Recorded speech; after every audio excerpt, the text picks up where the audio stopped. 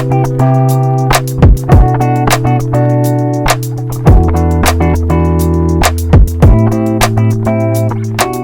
Menu சேனலருக்கு உங்களை அன்போடு வரவேற்கிறேன்.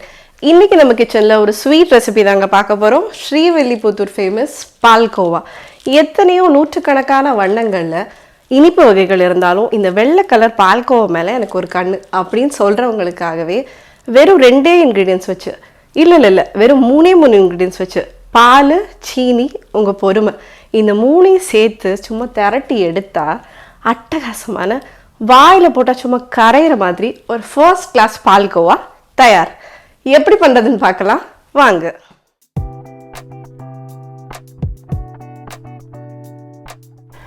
பால்கோவா பண்ணுறதுக்கு அடிகனமான கொஞ்சம் விரிஞ்ச பாத்திரமாக எடுத்துக்கோங்க. நான் ஒரு நான்ஸ்டிக் பேன் வச்சுருக்கிறேன். அதில் 1 லிட்டர் ஃபுல் ஃபேட் மில்க் சேர்த்துக்கிறேன். தண்ணி சேர்க்காத பால் சேர்த்துக்கோங்க.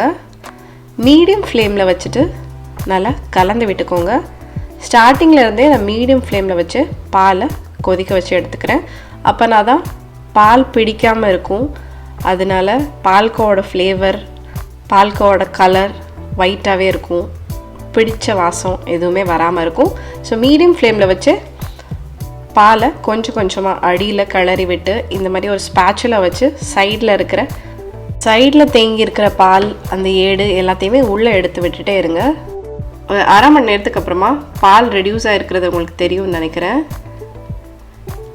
இந்த மாதிரி ஆடை விழுறதெல்லாம் கலந்து விட்டுட்டே இருங்க. உள்ளே எடுத்து விட்டு கலந்து விட்டுட்டே இருங்க. அந்த ஆடைகளையுமே கொஞ்சம் அப்படி உடச்சி விட்டுட்டே இருங்க. ஸோ இந்த ஓரங்களையுமே இந்த மாதிரி ஸ்க்ரேப் பண்ணி அந்த பால்குள்ளேயே மறுபடியும் அதை சேர்த்து விடுங்க. பாருங்கள், 1 மணி நேரம் ஆயிடுச்சுங்க கிட்டத்தட்ட. இந்த மாதிரி வந்திருக்குது. இப்போ தான் எனக்கு இந்த ஸ்டேஜுக்கு வந்ததுக்கப்புறம் இன்னுமே ஃப்ளேமை கம்மி பண்ணிக்கோங்க. ஏன்னா இதுக்கப்புறம் இன்னும் பிடிக்க ஆரம்பிக்கும் பால்கோவா. ஸோ அதனால் நான் சிம்மில் வச்சுருக்கிறேன். சிம்மில் வச்சு கலந்து விட்டுட்ருக்கிறேன்.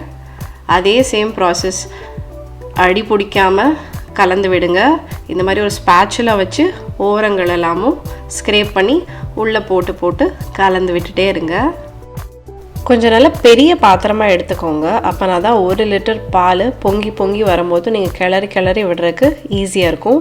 ஸ்டார்டிங்லேருந்து இப்போ வரைக்கும் ரொம்ப பொறுமையாக கிளறி விட்டு பொறுமை இழந்து போயிருப்பீங்க.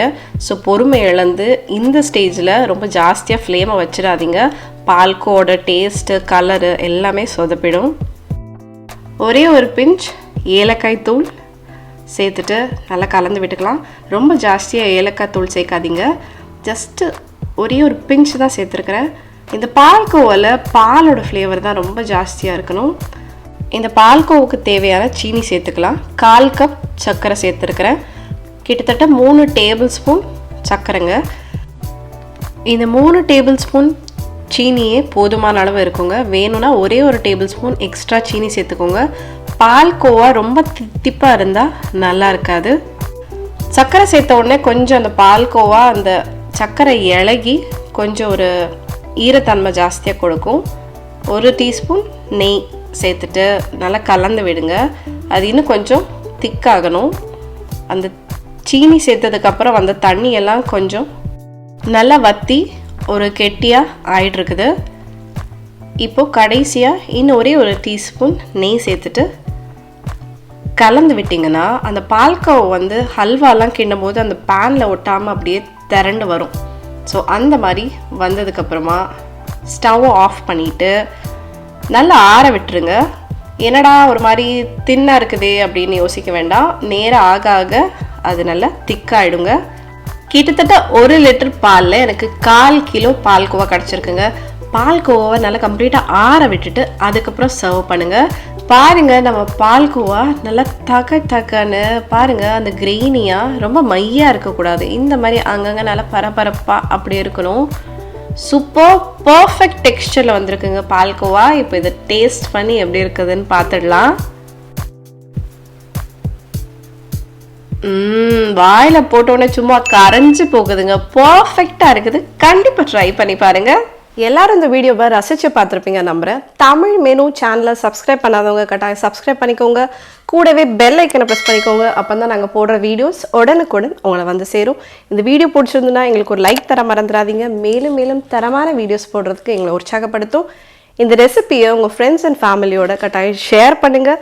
நம்ம சேனலில் ஏற்கனவே காஜு கட்லி, ரஸ்மலாய், பைனாப்பிள் கேசரி, மூங் ஹல்வா எல்லாம் போட்டுக்கிறோம். கார்ட்லேயும் டிஸ்கிரிப்ஷன் பாக்ஸ்லேயும் லிங்க் தர, வேணுன்றவங்க கட்டாயம் செக் பண்ணி பாருங்கள். இந்த பால்கோவாவை வீட்டில் செஞ்சு பார்த்துட்டு சாப்பிட்டுட்டு எப்படி இருந்ததுன்னு மறக்காமல் சொல்லுங்கள்.